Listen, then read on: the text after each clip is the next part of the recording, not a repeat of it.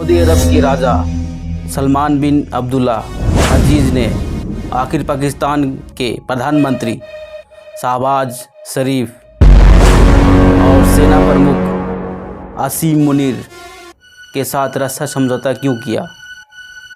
इसका कारण साफ साफ यह दिखता है कि इजराइल आए दिनों में अपने दुश्मनों पर हमले को बढ़ावा दिया है और इस बढ़ावा में जब अमेरिका की सुरक्षा गारंटी वाला देश में अरब के कई देश शामिल हैं, जिनमें सऊदी अरब, यूएई,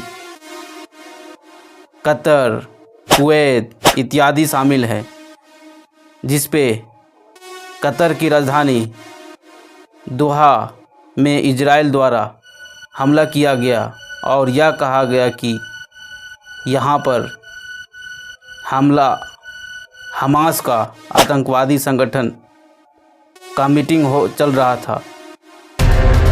इसलिए इजराइल ने कतर की राजधानी दोहा पर हमला किया। लेकिन कतर तो अमेरिका की सुरक्षा गारंटी में था, फिर भी यहाँ पर इजराइल ने हमला किया। इसी कारण से सऊदी अरब ने यह सोचा कि अब अमेरिका पर सुरक्षा गारंटी का विश्वास नहीं कर सकते हैं।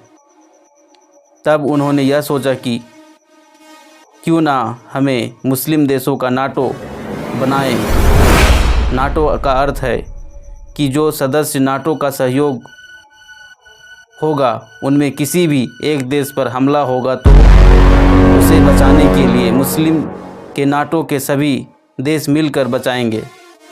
लेकिन यहाँ तो मुस्लिम नाटो बनना संभव नहीं है, क्योंकि मुस्लिम में सभी बटे हैं। जैसे एक तरफ ईरान है जो शिया मुस्लिम को बढ़ावा देता है, वहीं दूसरी ओर देखें तो सऊदी अरब सुन्नी मुस्लिम को बढ़ावा देता है। और तो और तुर्की के पहले इतिहास वाला ओटोमन साम्राज्य का मजबूत रहा था और वर्तमान में भी वह अपने मुस्लिम देशों की मालिक बनना चाहता है, क्योंकि उसके पास सैनिक है। और जब मुस्लिम नाटो बनेगा तो उसमें तुर्की का सपना पूरा होगा और यह सऊदी अरब को अच्छा नहीं लगा। इसलिए सऊदी अरब ने नाटो का मजबूती नहीं दिया और उसने पाकिस्तान को चुना। आखिर पाकिस्तान क्यों चुना? क्योंकि पाकिस्तान परमाणु संपन्न देश है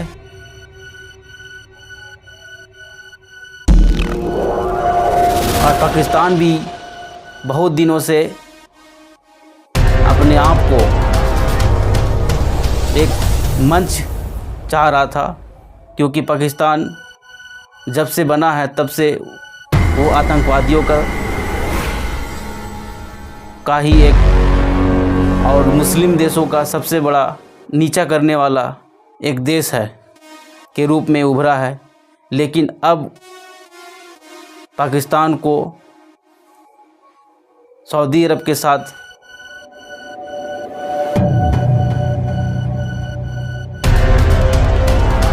सैन्य रक्षा समझौता को बढ़ावा मिला है, जिससे सऊदी अरब और पाकिस्तान दोनों एक दूसरे को मजबूती से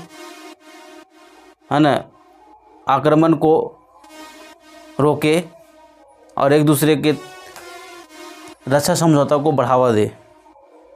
और कहीं न कहीं पाकिस्तान का भी अपने आप को मुस्लिम देशों का मसीहा बनाना चाहता था। मुस्लिम देशों को मतलब मसीहा बनना चाहता था।